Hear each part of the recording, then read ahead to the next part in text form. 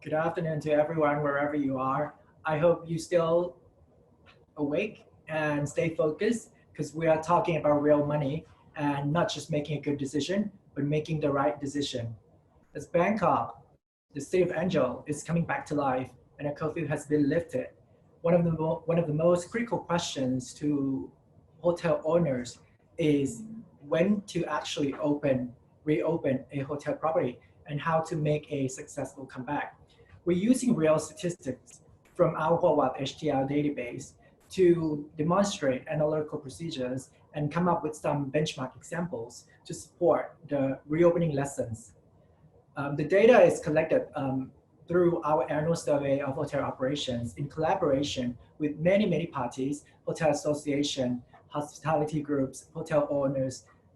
Before we get down to the tools and procedures, it's good to just take a step back and try to understand the real reason why preparation and planning are so important to the reopening.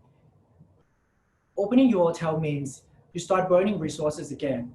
And if business is not picking up strong and fast enough, you will end up losing even more money. However, if you are too conservative, your competitors may have the first mover advantage and take all the businesses who may not return to you. Your staff will also need to earn a living, and they may move to join one of the competitor firms if you remain closed. To have the best results from the planning, we all got to understand that the analysis is a work in process, especially in a time like this. So every owner needs to monitor the situation closely and also keep updating the plan on a regular basis.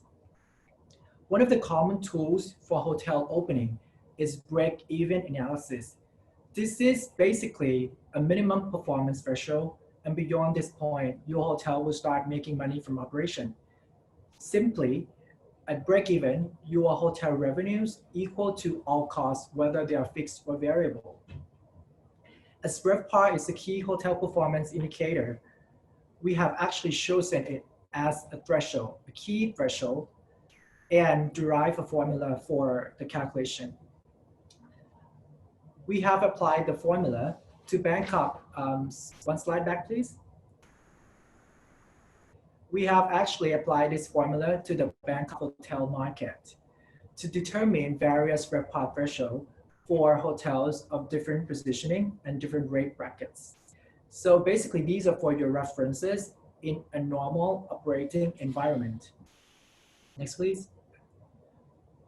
Based on the RevPAR thresholds determined, we can calculate break-even occupancy subject to rate performance. So the average rate figures here are actual figures in 2019 for different hotel segments. So what this means is for Bangkok in general, the break-even occupancy is relatively high, around 40 to 50%, given high rate pressure and rising labor costs. So a lot of you would be wondering, we have prepared all the benchmarks for normal operation, but what it would be like in the post-COVID world. Here, from this point onwards, I have listed down key concerns to be taken note of when we're doing the benchmarking exercise. So first thing first, we gotta understand our carrying costs. These are actual costs incurred in order to keep your hotel in a good condition while it remains closed or semi-closed. So in a post-COVID world, when you are contemplating the reopening, you got to understand that the hotel is no longer starting from zero. It's actually coming out of net loss, and the amount of loss equals to your carrying costs. So even though within the first few months of reopening, your hotel is not hitting the break-even point, the overall loss is actually being brought down from when the hotel is being closed. Secondly, owners need to understand business model and cost structure. In a highly challenging time like this, demand sources could be drastically changed and become more dependent on domestic and low yielding markets. So we should all bear in mind that heavy discounting as a result of strategic changes will need a lot more volume to compensate and break even. So the way to relieve occupancy pressure is to cut costs in every possible corner, starting from the possibility of partial opening. Think about the room section and facilities that could continue to be closed without materially compromising guest satisfaction. Then rethink and relook at your operational processes and staffing. Suspend and cut unnecessary ones in the near term in order to expedite and speed up your break even. One slide back, please. So to speed up your break even, for example, daily housekeeping, breakfast buffet, staffing of the closed area, see how you can actually reduce costs. However, you got to keep in mind that with the new market norms, these will incur additional costs. For example, disinfection, sanitization, not to mention compliance requirements in order to achieve health and hygiene standards. The third point is the most difficult one because everyone needs to keep track and understand demand indication and develop your own view. Keep checking airport reopening and flight schedules, travel bubble partners, outbreak news in key visitor markets. Talk to hotel neighbors, talk to hotel associations, industry experts in order to understand the situation, business on the book, pick up pace, and forecast basically. Then in terms of reopening, sit down with the team and go through all the steps and form the reopening budget. Last but not least, comparison of net cash flow between reopening and as-is scenarios. In order to do so, you got to go through the monthly pro forma. In a similar way, you're doing your annual operating budget.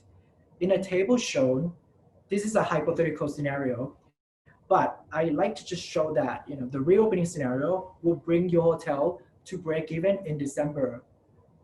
However, if you look at the remainder of 2020, the whole financial situation under the reopening scenario is still at a net loss.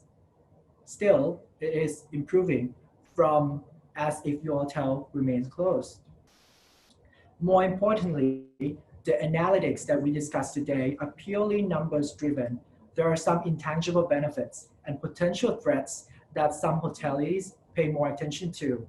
For example, hotels that have not been closed at all or already open may care more for their staff, even though they're facing a far worse off financial situation.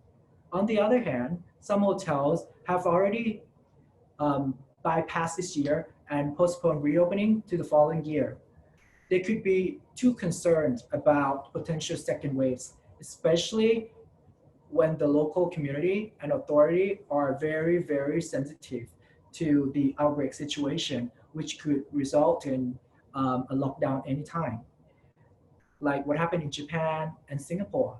So you got to think through this carefully. Reopening and closing down again very soon could end up hurting yourself even more.